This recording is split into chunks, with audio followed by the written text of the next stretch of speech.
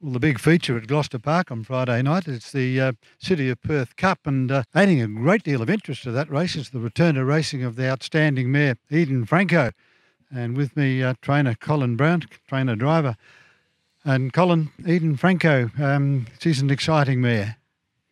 Yeah, she is, Ken. She's won 180,000. I think she's only been out of the first two twice since we've had her.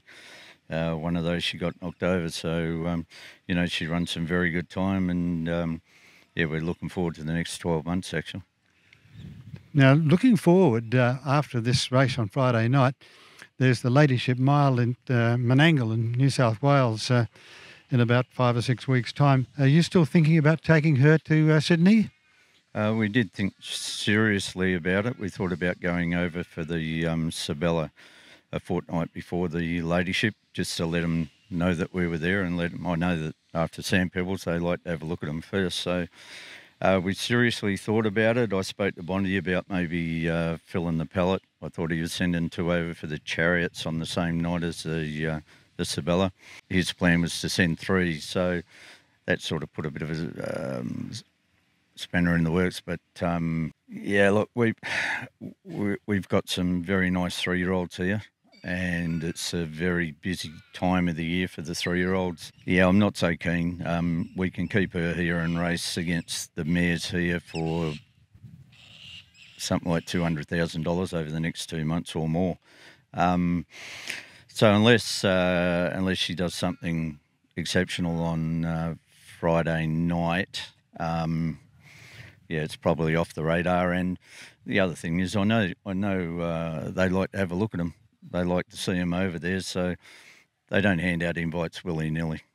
Well, all eyes will be on Eden Franco in the big race, the Cup, on Friday night. She's drawn very badly at Barrier 8, Colin, but she's got spectacular early speed, and I suppose you'll have a few plans, Plan A, Plan B, coming into the race?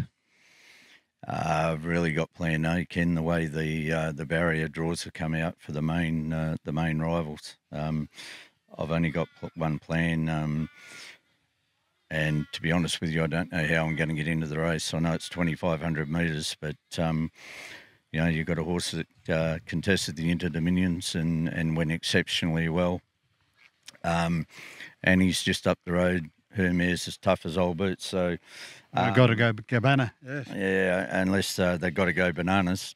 I can't see us getting into the run easily. So, yeah, look, I'm nowhere near as confident as I have been in previous runs.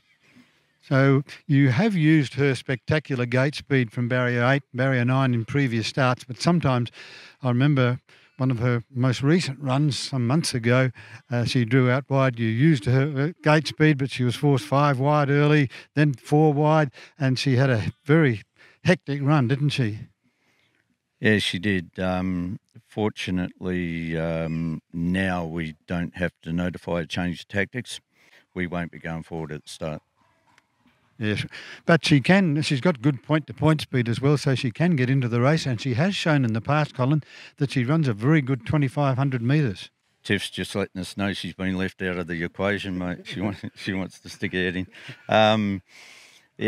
Look, she can rip, and not just for one quarter, but as I said, I'm not as confident. They're quality horses, those two, and they're not the only two in the race. So very true. Yeah, we're gonna have to do it tough. Oh yes, because Hands and Wheels is in the race. He's got good early gate speed.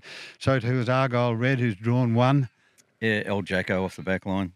Vampiro's out with me out in the creek, so he'll probably find it a bit tough. But yeah, just a great race. But all in all, Colin, I'm sure you expect a wonderful campaign coming up for Eden Franco. Yeah, I do, Ken, and she's very fit.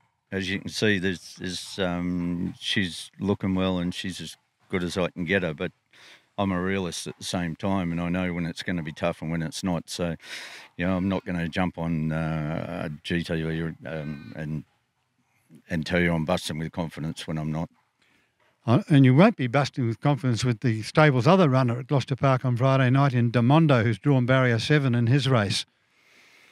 Yeah, he's a horse we found we had a couple of issues with. We've corrected those issues, and nonetheless, he's still got to get a barrier draw. He's not a workhorse, and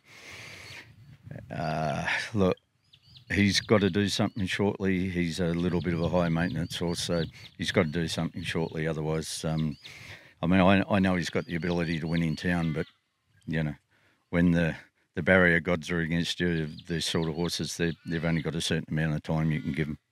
Colin, the stable's got some wonderful horses at the moment. At Pinjarra on Monday afternoon, we were all thrilled at the return to racing of your wonderful filly and Typhoon Tiff, and she beat another outstanding filly in Dracaris on Monday.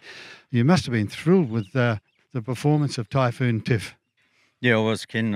I to be honest with you, I thought she would win.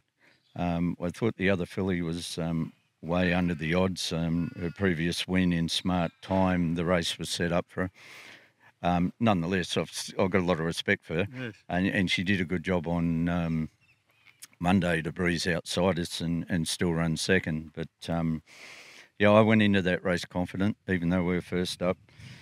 We've got enough nice horses here that we knew how she was going. So, look, first up, you think she'd improve off the run, but she was pretty fit, obviously. And Typhoon Tiff, she must be one of the leading candidates for the WA Oaks coming up in a couple of months' time. You would think so, Ken. I've always thought she's as good as Patrick and It's Rock and Roll. So, you know, we had an issue with the jarring up. That's why I scratched her out of the sales race, I think it was. After a prelim, she felt sore in her knee, so we pulled her out. She's matured now. She's that little bit older, and hopefully we don't have that problem again. And talking about the big 3-year-old races, the WA Derby's looming, and you'll have a couple of very good candidates. You mentioned Patrick the Piranha. He's been unbeaten 6 starts in this campaign, unbeaten at 6 starts as a 3-year-old. And It's Rock and Roll, another very good 3-year-old. They're both good, strong Derby candidates, Colin. Yeah, they are, Ken. Patrick's had a week off since his last run. That we really... the way the race was run and the times they run, I thought we got to the bottom of him. Yeah, he still won and won well, but yeah, I just thought we got to the bottom of the well that day, and he had a week down the beach just waiting. Since then, he's been waiting and swimming, and he's back working at home now and still going to the beach. So.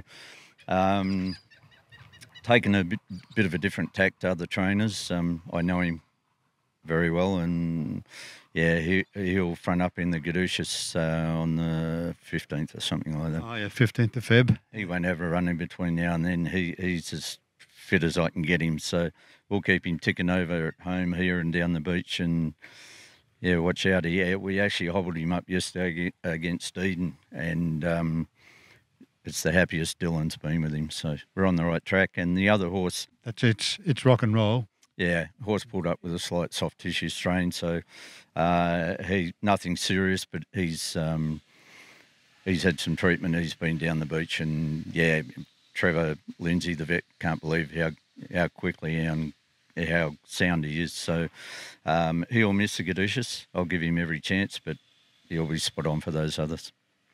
And Colin, a couple of years ago, you won the Lord Mayor's Cup, which is now known as the City of Perth Cup, with Kiwi legend. He led all the way, and he won convincingly. So let's hope that Eden Franco can give you another win in this major race, even though, as you pointed out, quite rightly and justifiably, that she does face an onerous task out from Barrier 8. So Kiwi legend, happy memories from this race? Yeah, as Mike Reid will tell you, Kiwi legend had a lot better trainer. So good luck on Friday night.